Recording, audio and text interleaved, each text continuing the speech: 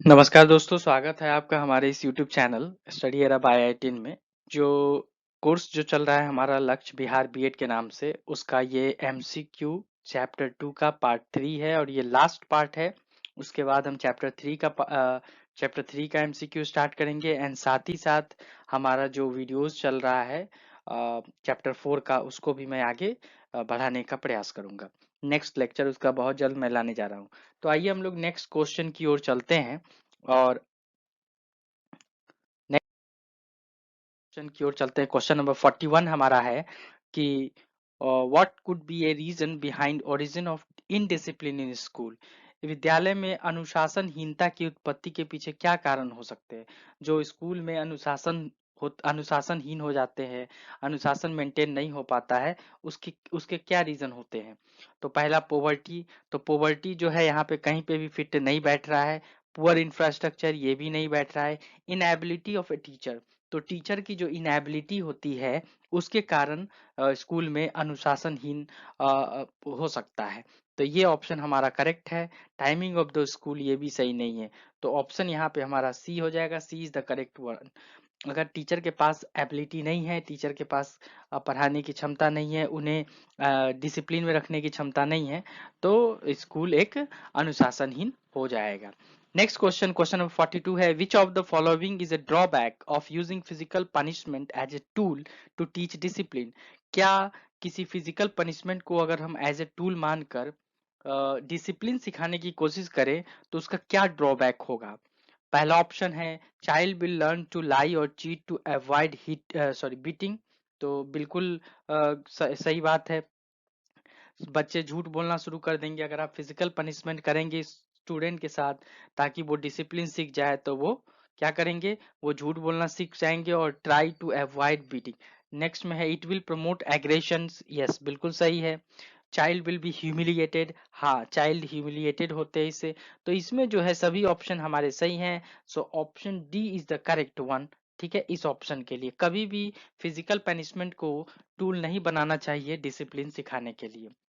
43 question है, inflicting physical punishment on students has been banned by the courts. What are your views about this. जो inflicting मतलब दंड देना, physical punishment को जो कोर्ट है उन्होंने बैन कर दिया है स्कूल में। तो इसके बारे में आप क्या सोचते हैं कि जो कोर्ट ने ऐसा किया है कि फिजिकल पनिशमेंट स्टूडेंट को स्कूल के दौरान नहीं देना चाहिए। ठीक है, चाहे वो पढ़े ना पढ़े स्कूल, क्योंकि फिजिकल पनिशमेंट देने से क्या होता है, बहुत सारे स्टूडेंट स्कूल आना बंद कर देते हैं। तो इसीलिए कोर्ट का जो फैसला था कि कोई भी फिजिकल पनिशमेंट नहीं दिया जाना चाहिए। तो इसमें आपके व्यूज क्या हैं। पहला ऑप्शन है, it will make children indiscipline. इससे चिल्ड्रेन को इनडिसिप्लिन बनेगा, मतलब चिल्ड्रेन जो है, बच्चे जो है अनुशासनहीन हो जाएंगे। दूसरा है, that is decision is not correct. तीसरा है, it is not court's prerogative. And चौथा है, the decision is correct. So हमारा क्या हो जाएगा, 43 का डी हो जाएगा, डिसीजन इज करेक्ट। ये ऐसा इसलिए है, कम से कम गवर्नमेंट का सोचना है कि अगर हम फिजिकल पनिशमेंट देंगे तो बच्चे स्कूल नहीं आएंगे, तो कम से कम वो स्कूल तो आए, क्लास में तो बैठे। उनका यही सोच है, इसीलिए उन्होंने फिजिकल पनिशमेंट पे बैन लगा दिया है। आइए नेक्स्ट क्वेश्चन चलते हैं। क्वेश्चन नंबर 44 है, punishment is the consequences of. Punishment किस चीज का परिणाम है। Abiding by the rules, breaking the rules, causing indiscipline in the class. तो हमारा डी हो जाएगा, बोथ बी एंड सी। ठीक है, पनिशमेंट किससे रिलेटेड है, किससे संबंध रखता है। तो रूल्स अगर ब्रेक करते हैं तब हमें पनिश किया जाता है, अगर हम क्लास में इनडिसिप्लिन होते हैं तब हमें पनिश किया जाता है। तो इसमें हमारा क्या हो जाएगा, option D is the correct one. Question 45 क्या कहता है, what are the benefits of making a child learn discipline. अगर किसी बच्चे को डिसिप्लिन सिखाया जाए तो उसके क्या बेनिफिट्स होंगे। He will be a good citizen of society. बिल्कुल सही बात है, वो सोसाइटी का गुड सिटीजन बनेगा आगे चलकर। He can take care of himself, ये भी सही है। He can take care of other people, हाँ ये भी सही बात है। जब वो डिसिप्लिन सीखेगा तो इन तीनों के गुण उसमें होंगे, इसीलिए यहाँ पे ऑल ऑफ द एबव हो जाएगा। Option D is the correct one for question number 45। Question 46 क्या है, how can we promote self discipline among the student. हम स्टूडेंट में आत्म अनुशासन कैसे दे सकते हैं, कैसे उसको प्रमोट कर सकते हैं? Through physical punishment. क्या फिजिकल पनिशमेंट से हम लोग कर सकते हैं? नहीं, ये कहना गलत होगा। By giving responsibility to them, उनको जिम्मेदारी दे दिया जाए तो क्या वो करेंगे? हाँ, ये हो सकता है। अभी हम लोग और भी ऑप्शन पढ़ लेते हैं। थर्ड है by teaching them the meaning of discipline, all of the above. तो इसमें जो परफेक्ट आंसर है वो हमारा बी हो जाएगा। B is the perfect one. हमें परफेक्ट ऑप्शन को चुनना है। अगर हम उन्हें रेस्पॉन्सिबिलिटी दे देते हैं तो वो सेल्फ डिसिप्लिन हो जाएंगे, ठीक है, आत्म अनुशासन हो जाएंगे। 47 क्या है?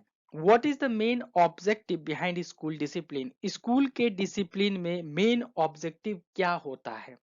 ठीक है, इनकरेज सेल्फ डिसिप्लिन। सेकेंड है सेट रेस्ट्रिक्शंस।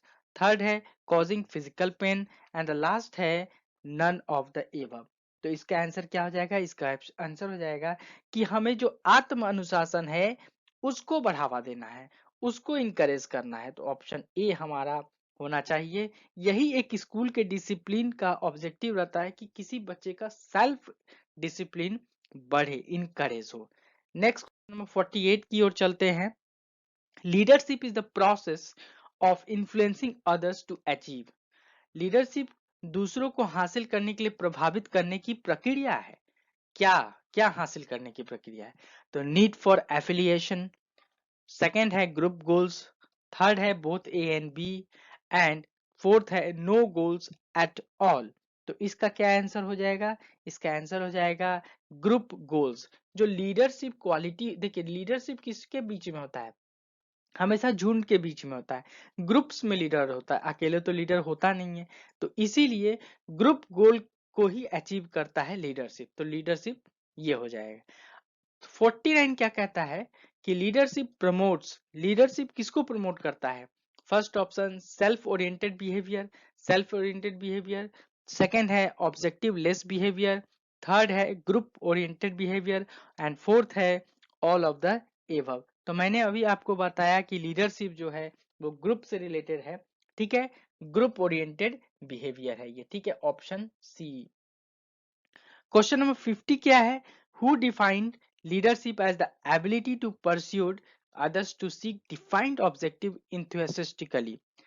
इंथुसिस्टिकली का यहाँ पे क्या मतलब है? उत्साहपूर्ण। तो यह किसने परिभाषित किया है कि उद्देश्य को उत्साहपूर्ण प्राप्त करने के लिए दूसरों को मनाने की क्षमता? यह किसने, लीडरशिप क्या है उसको किसने, ये डिफिनीशन किसने दिया है? अगर आप मेरा लेक्चर पढ़े होंगे या आपने देखा होगा तो इसको मैंने बताया है कि इसका जो ऑप्शन है वो केथ डेविस ने इसके बारे में लिखा है, ठीक है। उन्होंने ही कहा है कि जो लीडरशिप है वो एबिलिटी है टू परस्यूड अदर्स, किसी दूसरे को उद्देश्य को उत्साहपूर्ण प्राप्त करने के लिए, ठीक है। आइए नेक्स्ट क्वेश्चन की ओर चलते हैं। Question number 51, which of the following is not an important element of the process of leading? इन चारों ऑप्शन में से कौन सा एलिमेंट लीडिंग के लिए नहीं होता है? तो पहला ऑप्शन है मेकिंग इंटरपर्सनल इन्फ्लुएंस पॉसिबल, पारस्परिक प्रभाव को संभव बनाना। डायनामिज्म, गतिशीलता बनाना।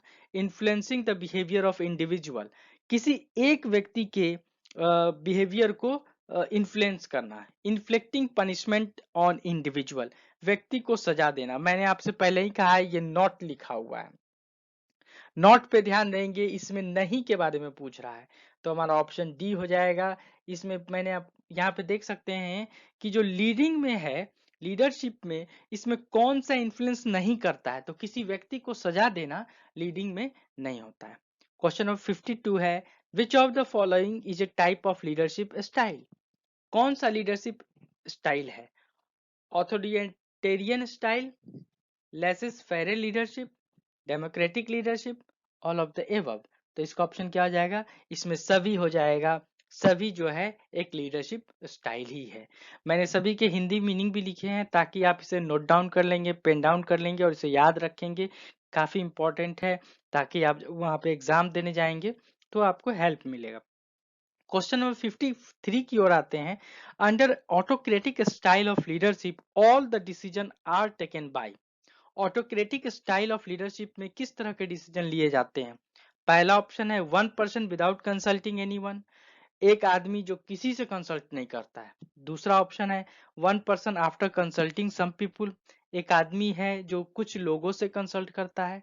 तीसरा ऑप्शन है एक group of person without consulting anyone, 4-5 लोगों का ग्रुप है जो किसी और से कंसल्ट नहीं करता है। लास्ट ऑप्शन है a group of person after consulting some peoples, तो 4-5 लोगों का ग्रुप है जो कुछ लोगों से कंसल्ट करता है। तो इन चारों में से कहता है कि ऑटोक्रेटिक स्टाइल ऑफ लीडरशिप है वो किसके बारे में बताता है, हमें ये देखना है कि किसके बारे में बताता है। तो ये जो पहला ऑप्शन है वन पर्सन विदाउट कंसल्टिंग, ये ऑटोक्रेटिक स्टाइल बताता है कि एक आदमी किसी से कंसल्ट नहीं करता, ये ऑटोक्रेटिक स्टाइल ऑफ लीडरशिप है। आप मेरे वीडियो लेक्चर को देखेंगे तो मैंने ऑटोक्रेटिक के बारे में बताया है। ठीक है, आइए नेक्स्ट क्वेश्चन चलते हैं। Question number 54, which of the following statement are correct about leadership, leadership के लिए कौन सा स्टेटमेंट हमारा सही है। पहला ऑप्शन है इट क्रिएट्स एन अनकंडीसिव इन्वायरमेंट, दूसरा ऑप्शन है it help achieving established goal, it makes members of group rigid and inefficient. तो इन चारों में से हमें बताना है कि कौन सा, तो option B is the correct one, B हमारा सही है। इसका बी ऑप्शन सही है कि it helps achieving established goal, जो लीडरशिप होता है वो एक गोल को अचीव करने के लिए होता है। ठीक है, क्वेश्चन नंबर 55 क्या है, which of the following is not correct, इन चारों में से कौन सा नहीं सही नहीं है। देखिए नोट वाले क्वेश्चन को हमेशा ध्यान रखेंगे। ठीक है, पहला ऑप्शन है student related issue is responsibility of parents only, second है is integral part of education, teacher should have empathy with the student, student related issue are impediment in learning, impediment का मतलब होता है बाधा, इसे जरूर याद करें, कभी कभी ये as a word meaning English के क्वेश्चन में आपसे पूछ लेगा। ठीक है, तो इसीलिए इसको पेन डाउन कर लेंगे। तो पहला ऑप्शन जो है students related issue is responsibility of parents only, ये हमारा गलत ऑप्शन है। ठीक है, नेक्स्ट क्वेश्चन नंबर 56 में है कि whose role is most important in motivate in the teacher student relationship, teacher student relationship में किसका जो रोल है सबसे ज्यादा इंपॉर्टेंट है वो हमें बताना है।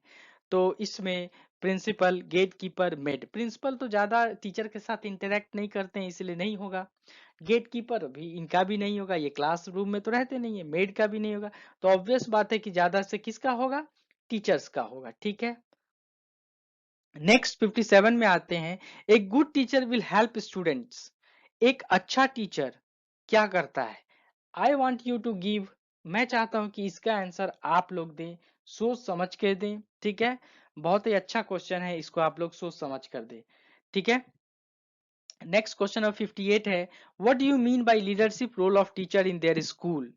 ठीक है, तो giving politically motivated speech, organising strikes, fighting, इसका भी आप लोग आंसर दें प्लीज। आप लोग इसे आंसर करके मुझे मैसेज करें, कुछ लोग मैसेज करते भी हैं, मैं उनका रिप्लाई करता हूं। ठीक है, तो इसका भी आप लोग आंसर दें 57 58 का, इससे पता चलता है कि आप कितने एक्टिव हैं और कितना कुछ समझ रहे हैं। आगे चलिए, क्वेश्चन नंबर 59 है, physical punishment should be, physical punishment क्या होना चाहिए। ठीक है, तो इस क्वेश्चन का भी आंसर आप ही लोग देंगे। ठीक है, इसका भी क्वेश्चन आप ही लोग देंगे। नेक्स्ट है, which of the following is not required characteristics of a teacher as a leader, निम्नलिखित में से कौन एक नेता के रूप में शिक्षक की आवश्यकता विशेषता नहीं है। ठीक है, तो आप शिक्षक बनने वाले हैं और आपके अंदर इनमें से कौन सी क्वालिटी है जो विशेषता के रूप में नहीं होनी चाहिए। ठीक है, तो आइए इसको आप लोग बताइए कि आप लोग जो टीचर बनने वाले हैं तो इसमें से कौन सी विशेषता जो है आपके अंदर नहीं होनी चाहिए। क्या कॉन्फिडेंस, क्या inspire others, unaccountable, creative and innovative. I want you to give, 3-4 question मैंने रखे हैं, इसको आप लोग दीजिए। ठीक है, तो आज के लिए इतना ही, मैं बहुत जल्द चैप्टर 4 के वीडियोस लेकर आ रहा हूं, मैं कोर्स ट्राई कर रहा हूं। ठीक है, और आप लोग मेरे चैनल को सब्सक्राइब, लाइक एंड शेयर जरूर करें, ज्यादा से ज्यादा लोगों तक पहुंचाए। आज के लिए इतना ही, थैंक यू आपका जो आपने मेरे इस वीडियो लेक्चर को देखा, and please like and share करना ना भूलें। Thank you.